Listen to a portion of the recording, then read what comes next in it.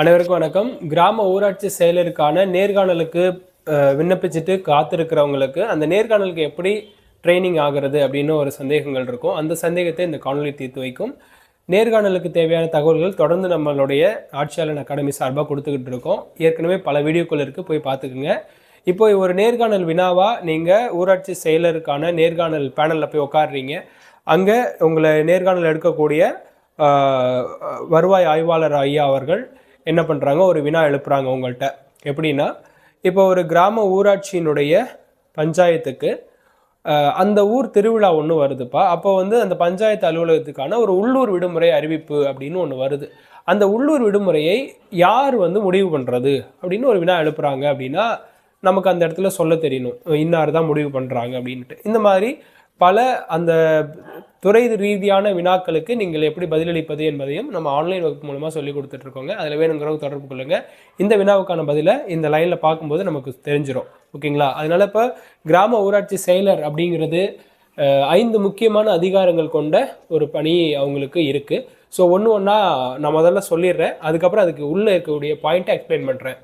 So முதல்ல இலக்கமிடும் அதிகாரம் இருக்குது, அடுத்தது விடுமுறை அதிகாரம் இருக்குது, மூணாவது கிராம ஊராட்சியினுடைய தர வகைப்பாடை நிர்ணயம் செய்கிற அதிகாரம் இருக்குது, அடுத்தது 2 அல்லது 2க்கு மேற்பட்ட கிராம ஊராட்சிகளுக்கு ஒரு பொது அலுவலரை அல்லது ஒரு பொது பணியாளரை நியமிக்கிற அதிகாரம் இருக்குது, அடுத்தது நாய் வளர்ப்பவர்கள் நாய் வளர்ப்பதற்கான உரிமம் பெறுவதற்கு அதிகாரம் யார் கொடுப்பது அப்படிங்கிற ஒரு உரிமம் இருக்குது.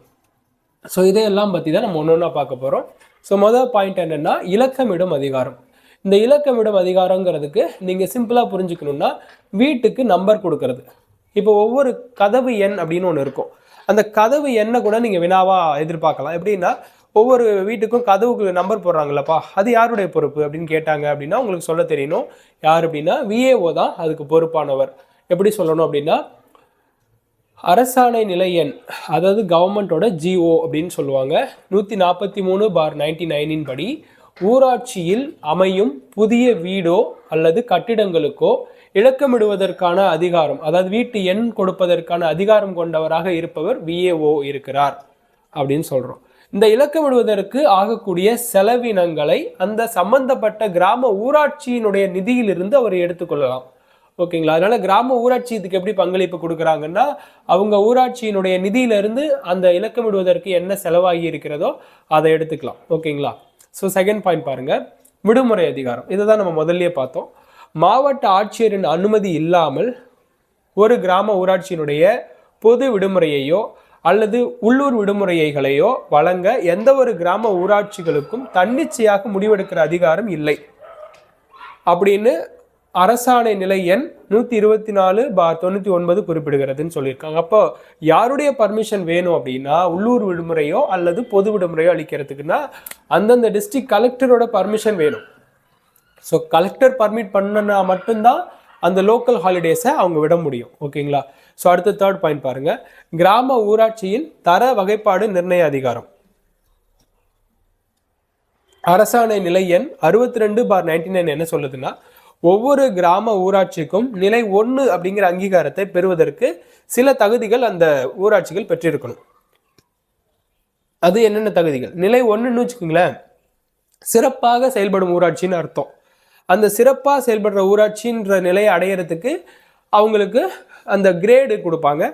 கிரேடு 1 ஊராட்சிங்கிறது சிறப்பாக செயல்படுற ஊராட்சி. அப்போ கிரேடு 1க்கு போகணும்னா எப்படி போகிறது அப்படின்னா, ஒரு 2 முக்கியமான கண்டிஷன்ஸ் இருக்குது. ஒன்று என்னென்னா, ஒரு கிராம ஊராட்சியினுடைய மக்கள் தொகை குறைந்தபட்சம் 15,000க்கு மேலே இருக்கணும். ஸோ இது கிரேடு 1க்கு வரும். ரெண்டாவது என்னன்னா, கிராம ஊராட்சியினுடைய ஆண்டு வருமானம் சுமார் 4 லட்சத்துக்கு மேலே இருக்கணும்.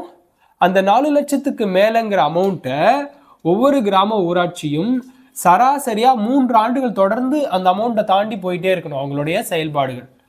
அதுக்கப்புறம் அவங்க கிராமத்தில் நிறைய வசதி வாய்ப்புகள், ஏன்னா இவ்வளோ ரூபாய் வருமானம் கிடைக்குதுன்னா அந்த வருவாயை வைத்துக்கொண்டு அந்த கிராம ஊராட்சி அந்த ஊராட்சிக்கு தேவையான அனைத்து நலத்திட்டத்தையும் சிறப்பாக செஞ்சுருக்கிறாங்க அப்படிங்கிற பட்சத்தில் மட்டும்தான் அதை நிலை 1 அப்படிங்கிற ஒரு ஊராட்சி அந்தஸ்து கொண்டு வராங்க.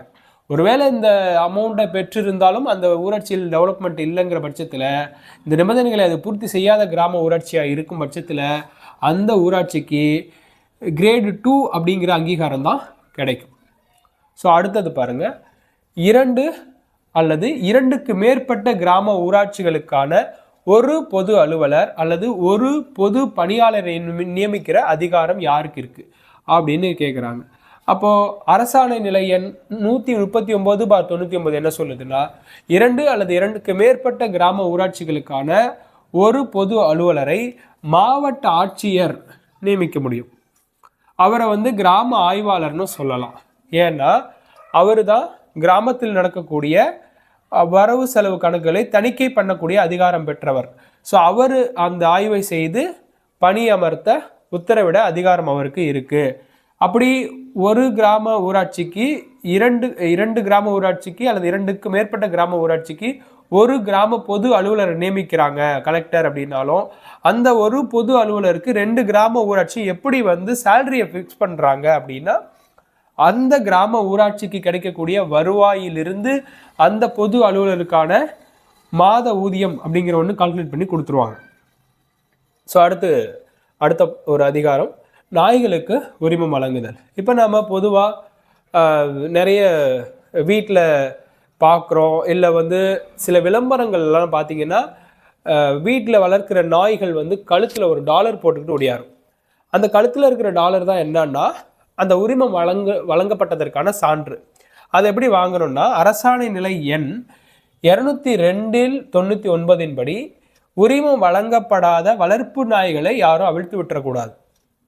இப்போ நீங்கள் வீட்டில் வளர்க்குறீங்க, ஆனால் அதுக்கு இன்னும் வரைக்கும் நீங்கள் கவர்மெண்ட்டில் நாய் வளர்க்குறதுக்கு பர்மிஷன் வாங்காமல் வளர்த்துட்டீங்க அப்படின்னா அதை அவிழ்த்து விடுறது சட்டப்படி குற்றம் தான். அப்படி பெரும்பாலும் இருக்கிறாங்களான்னா தெரியல, பட் ஆனால் அதை அவிழ்த்து விடக்கூடாது. அடுத்தது, ஒரு நாய் வளர்க்க ஆரம்பிச்சிட்டிங்கன்னா 30 நாளைக்குள்ள உரிமம் பெறுவதற்கு நீங்கள் விண்ணப்பிச்சிடணும்.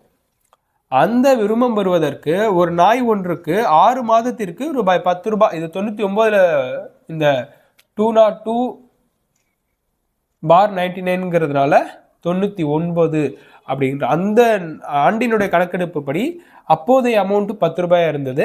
அந்த அமௌண்ட்டை செலுத்தி ஒரு உரிமத்திற்கான வில்லைன்னா ஒரு டாலர் மாதிரி கொடுப்பாங்க. அதில் மென்ஷன் பண்ணியிருக்கோம், டைப் மாதிரி பண்ணியிருக்கோம். அந்த மென்ஷன் பண்ண டாலரை விஓ கிட்ட இருந்து நீங்கள் வாங்கிடணும். வாங்கிட்டு அந்த வில்லையை உங்களுடைய வளர்ப்பு நாயினுடைய கழுத்தில் தொங்க விட்டு இருக்க வேண்டும் அப்படின்னு சொல்லியிருக்காங்க. ஸோ இந்த ஒரு 5 அதிகாரம் இந்த கிராம ஊராட்சி செயலாளர்களுக்கு தெரிந்திருக்க வேண்டிய முக்கியமான 5 அதிகாரங்கள். இது பயனுள்ள வகுப்பாக இருந்திருக்கும் என்று நம்புகிறேன். அடுத்த ஒரு காணொலியில் சந்திக்கிறேன். நன்றி, வணக்கம்.